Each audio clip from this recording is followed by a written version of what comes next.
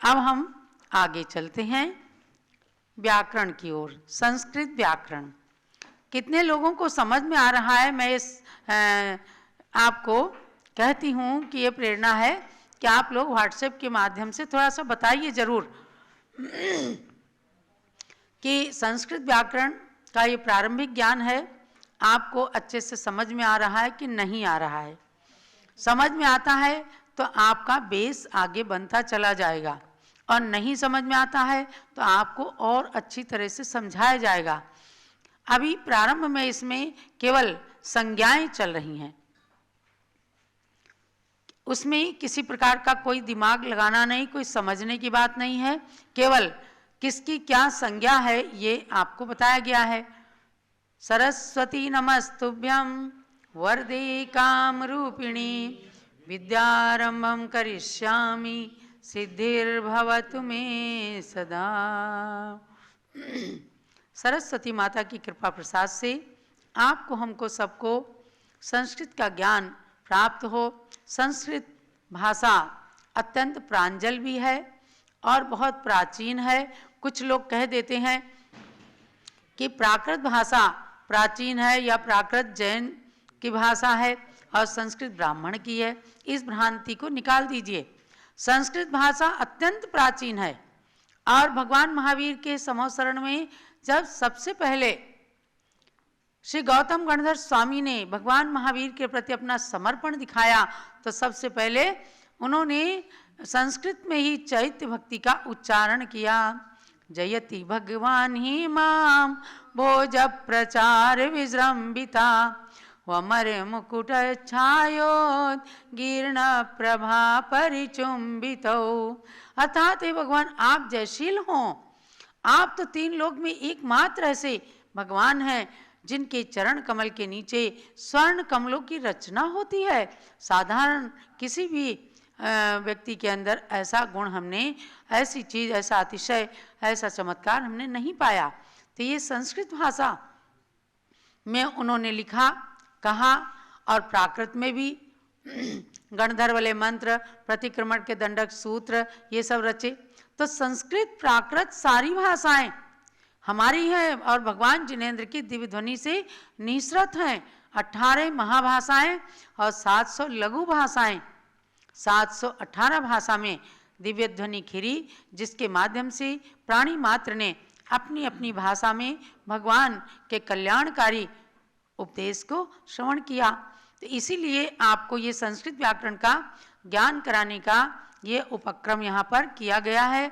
तो सर्वप्रथम संज्ञा प्रकरण में आपने 15 सूत्र पढ़ लिए, यानी 47 वर्ण होते हैं जो अनादिकाल से चले आ रहे हैं, किसी ने उनको बनाया नहीं। इस युग की आदि में भगवान ऋषभ देव ने अपनी पुत्री ब्राह्मी और सुंदरी को लिपि विद्या और अंक विद्या सिखाई, वो भी उन्होंने बनाया नहीं। अनादिकाल से इस धरती पर प्राकृतिक रूप से ये विद्याएं चली आ रही थी, उनका स्मरण करके भगवान ने अपने अवधि ज्ञान से सब कुछ जान करके और अपनी पुत्रियों को सिखाया। उसके बाद पुत्रों को भी सारे शास्त्रों में, कलाओं में, विद्याओं में निपुण किया था। तो ऐसे व्याकरण शास्त्र के अंदर आप भी निष्णात बने। अब 16 नंबर का सूत्र इसमें है, यानी कि आपने पहले जाना 47 वर्ण है, फिर 14 स्वर हैं, उसमें 33 व्यंजन हैं, और स्वरों के अंदर नामी संज्ञा किसकी है। और उसके बाद में आपने जाना कि संध्यक्षर किसे कहते हैं। संध्यक्षर हमेशा दीर्घ होते हैं। और व्यंजनों के बारे में जाना कि 5 वर्ग होते हैं, 5-5 अक्षर के 5 वर्ग होते हैं। और उसके बाद में आपको बताया गया अघोष संज्ञा किसकी है, घोष संज्ञा किनकी है। पुनः आपने जाना कि य गण न म ये इनकी अनुनासिक संज्ञा है, ये नाक के पिछले भाग से इनका उच्चारण होता है। अब आगे हम चलते हैं 16वें सूत्र में।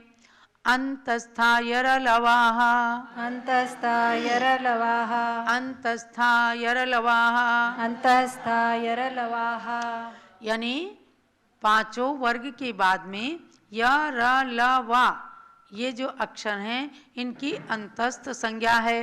अंतस्थ का मतलब दिया कि जो ओष्ठ आदि स्थानों के अंत में रहते हैं उनको कहते अंतस्थ, माने अंदर से, मुंह के अंदर से इनका उच्चारण होता है। इनकी संज्ञा दी है अंतस्थ।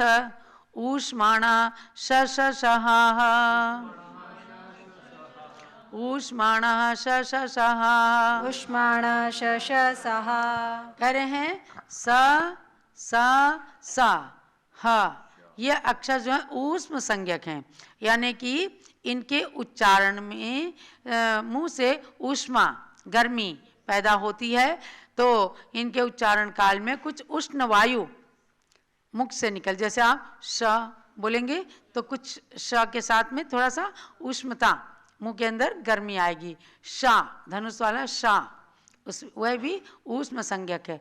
सड़क का सा, दंती सा इसको कहते हैं, ये भी ऊष्म संज्ञक। और हा, आप देखो पूरे मुख के अंदर ऊष्मता, गर्मी आ जाती है, इसलिए इनकी ऊष्म संज्ञा दी है। और आगे इसी प्रकार से संज्ञाओं का प्रकरण चलेगा आपके सामने 22 नंबर के सूत्र तक। यानी इन संज्ञाओं का कार्य संधि प्रकरण और लिंग प्रकरण में आएगा, तब आपको पता चलेगा कि इन संज्ञाओं के कार्य क्या हैं। इसलिए आज के अध्ययन में आपको अनुनासिक, अंतस्थ और ऊष्म संज्ञा वाले वर्णों के बारे में बताया गया है। केवल इसको याद करते रहिए, किताब बहुत सरल है, और याद करके अपने बच्चों को भी अगर प्रारंभ में इस व्याकरण को पढ़ाएं तो पढ़ने के बाद आपको पक्का हो जाएगा और बच्चों को भी पढ़ाई की आदत पड़ जाएगी, वे भी व्याकरण में थोड़ा निष्णात हो सकेंगे।